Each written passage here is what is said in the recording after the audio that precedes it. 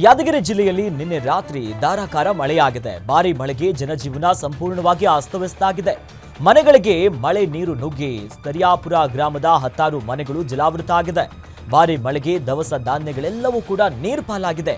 ರಾತ್ರಿ ಇಡೀ ಮನೆಯಿಂದ ನೀರು ಹೊರಹಾಕುವುದಕ್ಕೆ ಜನ ಹರಸಾಹಸವನ್ನ ಪಟ್ಟಿದ್ದಾರೆ. ಮಳೆಯಲ್ಲಿ ನಿಂತಿರುವಂತಹ ಮೊಳಕಾಲುದ್ದ ನೀರಲ್ಲೇ ರಾತ್ರಿ ಪೂರ್ತಿ ಅಲ್ಲಿನ ಊರಿನವರು ಜಾಗರಣೆ ಮಾಡುವಂತ ಪರಿಸ್ಥಿತಿ ಎದುರಾಗಿದೆ. నేను మధ్యాహ్నం తెగము చలో బాయ్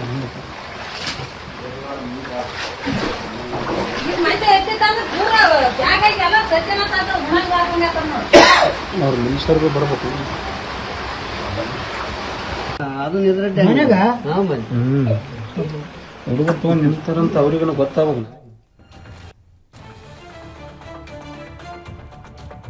ಮಂಡ್ಯದಲ್ಲಿ ಖುದ್ದು ಉಪ ಲೋಕಾಯುಕ್ತರೇ ಬುದ್ಧಿ ಹೇಳಿದ್ರೂ ಕೂಡ ಭ್ರಷ್ಟಾಧಿಕಾರಿ ಅನನ್ಯ ಮನೋಹರ್ ತಿದ್ದುಕೊಂಡಿಲ್ಲ.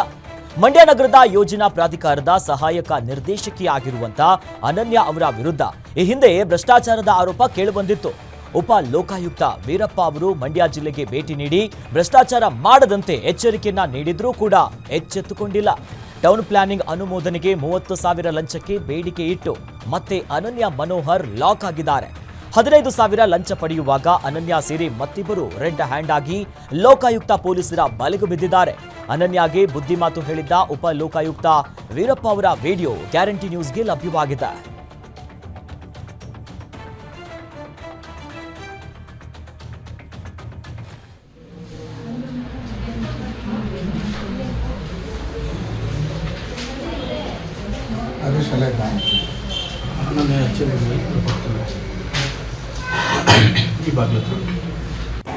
ಹೇಳಿ ಅನ್ನಾತ ಇಷ್ಟ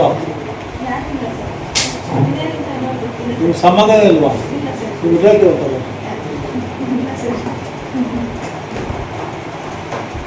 ಅವ್ರ ಮುಖಾಂತರ ಬಂದ್ರೆ ಮಾತ್ರ ಕೆಲಸ ಆಗೋದಂತಲ್ಲ ಮೇಡಮ್ ನಿಮ್ಮಲ್ಲಿ ಇಲ್ವಾ? ಮೇಡಮ್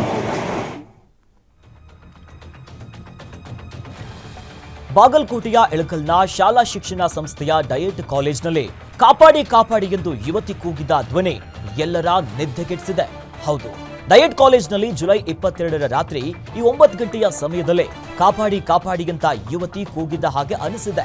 ಹೆಣ್ಣು ಧ್ವನಿಯ ಶಬ್ದವನ್ನ ಕೇಳಿ ಸ್ಥಳೀಯರು ಶಾಕ್ ಆಗಿದ್ದಾರೆ.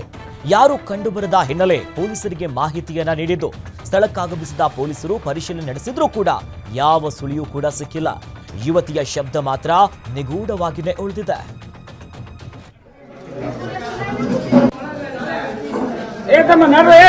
ಹೊರಗಡೆ ನಾನು ನೋಡ್ತೀನಿ ನೋಡ್ರಿ, ಏನು ಎಲ್ಲೈತಿ ಏನಂತ ನೋಡಿ ವಿಚಾರ ಮಾಡಕ್ ಬಂದಿದ್ದೀನಿ ನೋಡ್ರಿ.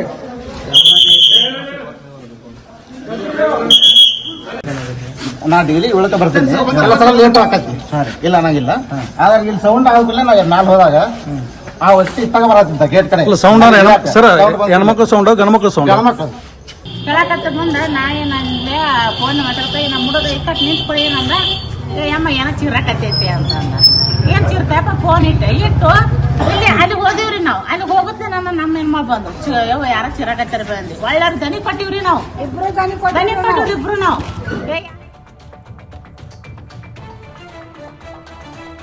ಯಾದಗಿರಿ ನಗರದಲ್ಲಿರುವಂತಹ ಬಿಸಿಎಂ ಇಲಾಖೆಯ ನರ್ಸಿಂಗ್ ಹಾಸ್ಟೆಲ್ ವಿದ್ಯಾರ್ಥಿಗಳಿಗೆ ಊಟ ಹಾಗೂ ಅಗತ್ಯ ಸೌಲಭ್ಯ ಮರೀಚಿಕೆ ಕೇಸ್ ಸಂಬಂಧ ಸೌಲಭ್ಯ ಕಲ್ಪಿಸದೆ ನಿರ್ಲಕ್ಷ್ಯ ತೋರಿದವರ ವಿರುದ್ಧ ಪ್ರಕರಣ ದಾಖಲಿಸಿಕೊಳ್ಳಲಾಗಿದೆ. ವಿದ್ಯಾರ್ಥಿನಿಯರಿಗೆ ಊಟ ಹಾಗೂ ಅಗತ್ಯ ಸೌಲಭ್ಯ ಸಿಗದ ಬಗ್ಗೆ ಗ್ಯಾರಂಟಿ ನ್ಯೂಸ್ ಸುದ್ದಿಗೆ ಪ್ರಸಾರ ಮಾಡಿತ್ತು. ಸುದ್ದಿ ಬಿತ್ತರಿಸಿದ ಬೆನ್ನಲ್ಲೇ ಎಚ್ಚೆತ್ತ ರಾಜ್ಯ ಮಕ್ಕಳ ಹಕ್ಕುಗಳ ಆಯೋಗವು ಸ್ವಯಂ ಪ್ರೇರಿತ ಕೇಸನ್ನ ದಾಖಲಿಸಿಕೊಂಡಿದೆ. ಇದೇ 29ರಂದು ಹಾಸ್ಟೆಲ್ಗೆ ಖುದ್ದು ಭೇಟಿ ನೀಡ್ತೇನೆ, ಇನ್ನು ವಿದ್ಯಾರ್ಥಿಗಳು ಎದುರಿಸುವ ಸಮಸ್ಯೆ ಬಗ್ಗೆ ಪರಿಶೀಲನೆ ನೀಡ್ತೀವಿ, ಇನ್ನು ವಿದ್ಯಾರ್ಥಿಗಳಿಗೆ ಸೌಲಭ್ಯ ಕಲ್ಪಿಸಲು ಕ್ರಮವನ್ನ ವಹಿಸ್ತೀವಿ ಅನ್ನೋದಾಗಿ ಹೇಳಿದ್ದಾರೆ.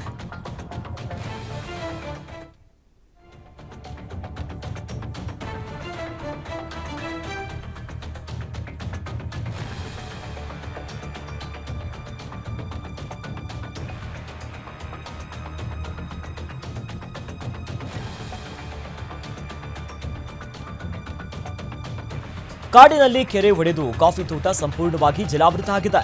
ಚಿಕ್ಕಮಗಳೂರು ತಾಲೂಕಿನ ಹೊನ್ನೆಕೊಪ್ಪ ಗ್ರಾಮದಲ್ಲಿ ಘಟನೆ ಸಂಭವಿಸಿರುವುದು. ನೀರು ಹರಿದಿರೋ ರಭಸಕ್ಕೆ ತೋಟದಲ್ಲಿ ಈ ಅಡಿಗಟ್ಟಲೆ ಹೊಂಡ ಕೂಡ ಸೃಷ್ಟಿಯಾಗ್ಬಿಟ್ಟಿದೆ. ಕಲ್ಲಿನ ರಾಶಿ ಬಂದು ನಿಂತಿಟ್ಟಿದೆ. ನಿನ್ನೆ ಸಂಜೆಯಷ್ಟೇ ಚಂದ್ರು ತೋಟಕ್ಕೆ ಭೇಟಿ ಕೊಟ್ಟು ವಾಪಸ್ ಹೋಗಿದ್ರು. ಇವತ್ತು ಬೆಳಿಗ್ಗೆ ಕಾಫಿ ತೋಟಕ್ಕೆ ತೆರಳಿದ್ದ ವೇಳೆ ಸಂಪೂರ್ಣ ಚಿತ್ರಣವೇ ಬದಲಾಗಿದೆ. ನಿರಂತರ ಮಳೆಯಿಂದ ನೀರು ತುಂಬಿದ್ದು ಕೆರೆ ಎಲ್ಲವೂ ಕೂಡ ತುಂಬಿ ಕಸ ಎಲ್ಲ ತೇವಾಂಶ ಆಗಿ ಈಗ ದೊಡ್ಡ ಮಟ್ಟದ ಸಂಕಷ್ಟದಲ್ಲಿದ್ದಾರೆ.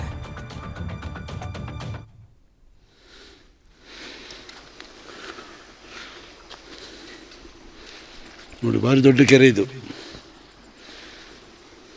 ನೋಡಿ. ಎಲ್ಲರೂ ನೀರಿತ್ತು.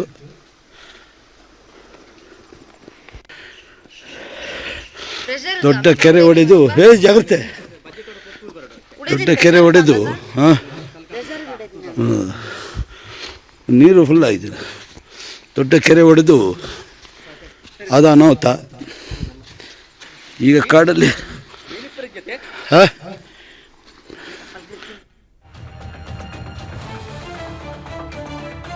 ಕೃಷ್ಣಾ ನದಿ ಬ್ರಿಡ್ಜ್ ಮೇಲಿಂದ ಪತಿಯನ್ನ ತಳ್ಳಿ ಪತ್ನಿ ಕೊಲೆಗೆ ಯತ್ನಿಸಿರುವಂತಹ ಪ್ರಕರಣಕ್ಕೆ ಸಂಬಂಧಪಟ್ಟಂತೆ ರಾಯಚೂರಿನ ಮಹಿಳಾ ಠಾಣಾ ಪೊಲೀಸರ ವಿರುದ್ಧ ರಾಜ್ಯ ಮಕ್ಕಳ ಹಕ್ಕುಗಳ ಆಯೋಗ ಗರಂ ಆಗಿದೆ. ಪೋಕ್ಸೋ ಕಾಯ್ದೆ ಕೈಬಿಟ್ಟು ಬರೀ ಬಾಲ್ಯ ವಿವಾಹ ನಿಷೇಧ ಕಾಯ್ದೆಯಡಿ ಪ್ರಕರಣ ದಾಖಲಿಸಿಕೊಳ್ಳಿದ್ದಕ್ಕೆ ಈಗ ಆಕ್ರೋಶವನ್ನ ಹೊರಗಾಕಿದ್ದಾರೆ. ಪತಿ ತಾತಪ್ಪನಿಂದ ದೈಹಿಕ ಸಂಪರ್ಕ ಆಗಿರುವ ಬಗ್ಗೆ ಖುದ್ದು ಅಪ್ರಾಪ್ತಿಯಿಂದ ಆಯೋಗಕ್ಕೆ ಮಾಹಿತಿ ನೀಡಿದ್ದು ಒಲ್ಲದ ಮನಸ್ಸಿನಿಂದ ಆಕೆಗೆ ಮದುವೆ ಮಾಡಿದ್ದು ದೃಢವಾಗಿದೆ. ಇದೇ ಹೇಳಿಕೆಯ ಮಧ್ಯೆ ಪೋಕ್ಸೋ ಕಾಯ್ದೆ ಸೇರಿಸದೆ ಈ ವಿಚಾರವಾಗಿಯೇ ರಾಜ್ಯ ಮಕ್ಕಳ ಹಕ್ಕುಗಳ ರಕ್ಷಣಾ ಆಯೋಗದ ಸದಸ್ಯ ಶಶಿಧರ್ ಕುಸುಂಬೆ ಗರಂ ಆಗಿದ್ದಾರೆ. ಈ ಕುರಿತು ಮಾತನಾಡಿದ ಶಶಿಧರ್ ಕುಸುಂಬೆ, ಇದು ಪೋಕ್ಸೋ ಕಾಯ್ದೆಯಡಿ 2012ರ 4 ಮತ್ತು 6ರ ಸೆಕ್ಷನ್ ಉಲ್ಲಂಘನೆ. ಒಲ್ಲದ ಮನಸ್ಸಿನಿಂದ ಆಕೆಗೆ ಮದುವೆ ಮಾಡಿದ್ದು ದೃಢವಾಗಿದೆ. ಬರೀ ಬಾಲ್ಯ ವಿವಾಹ ನಿಷೇಧ ಅಡಿಯಲ್ಲಿ ಕೇಸ್ ಮಾಡಿ ಪೋಕ್ಸೋ ಕಾಯ್ದೆಯನ್ನ ಕೈಬಿಟ್ಟಿರೋದ್ರಿಂದ ಆಯೋಗಕ್ಕೆ ಬೇಸರವಾಗಿದೆ ಎಂದಿದ್ದಾರೆ. ಬಾಲ್ಯ ನಿಷೇಧ ಕಾಯ್ದೆ ಪ್ರಕಾರ ತಾವು ಪ್ರಕರಣ ದಾಖಲಿಸಬೇಕಂತ ಅಲ್ಲಿನ ಸಿಬ್ಬಂದಿಯವರಿಗೆ ಹೇಳ್ಕೊಂಡಾಗ, ಇಲ್ಲ ನಾವು ಸದ್ಯಕ್ಕೆ ಬಾಲ್ಯ ನಿಷೇಧ ಕಾಯ್ದೆ 2006 ಪ್ರಕಾರ ಮಾತ್ರ ನಾವು ಪ್ರಕರಣ ದಾಖಲು ಮಾಡ್ತೀವಿ, ಸದ್ಯಕ್ಕೆ ನಾವು ಪೋಕ್ಸೋ ಮಾಡಲ್ಲ ಅಂತಕ್ಕಂಥದ್ದು ಅಲ್ಲಿನ ಸಿಬ್ಬಂದಿಯವರು ಹೇಳಿದ್ದಾರೆ ಅಂತ ತಿಳ್ಕೊಂಡು ನಮ್ಮ ಸಿಡಿಪಿ ಅವರಿಂದ ನನಗೆ ತಿಳಿದು ಬಂದಿದೆ. ಹೀಗಾಗಿ ಈ ಒಂದು ಪ್ರಕರಣಕ್ಕೆ ಸಂಬಂಧಪಟ್ಟಂತೆ ನಮ್ಮ ಯಾದಗಿರಿನ ಜಿಲ್ಲಾ ಮಕ್ಕಳ ರಕ್ಷಣಾ ಘಟಕದ ಪ್ರಕಾರ ಈಗಾಗಲೇ ಆಪ್ತ ಸಮಾಲೋಚನೆ ಮಾಡಲಾಗಿದೆ ಸರ್.